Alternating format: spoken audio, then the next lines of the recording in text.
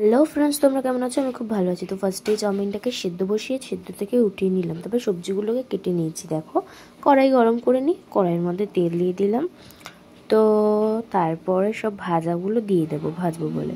তো ব্রোকলি, ফুলকপি, গাজর, মটরশুঁটি, তারপরে বিনস সব দিয়ে দিলাম। আমরা এগুলোকে এখন ভাজবো।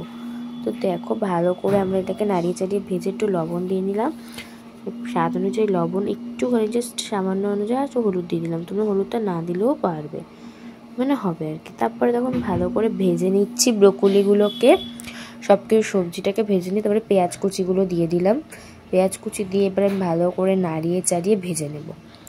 তো দেখো, ভালো করে নাড়িয়ে নিচ্ছি, নাড়িয়েই যাচ্ছি। তারপরে মাঝখানেটা একটু তেল রেখে একটু লঙ্কাটাকে কেটে দিল মা, তারপর উপর থেকে ডিমটা দিয়ে দিল। আমি তারপরে ডিমটাকে ভালো করে এদিক ওদিক করে ঘেটে নিলাম, মানে ভেজে নেব।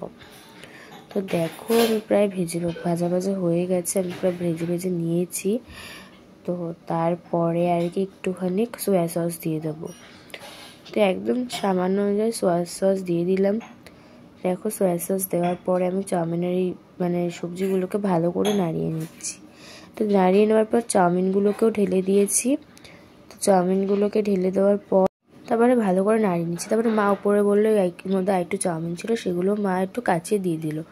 তারপরে দেখো, আমি চাউমিনগুলোর মধ্যে সব ওই মানে সবজিগুলোকে মাখিয়ে নিচ্ছি। তো ভালো করে মাখিয়ে নেওয়ার পর একটুখানি লাস্টে আমরা দিয়ে দেব হচ্ছে গিয়ে মানে ম্যাগি মশলা।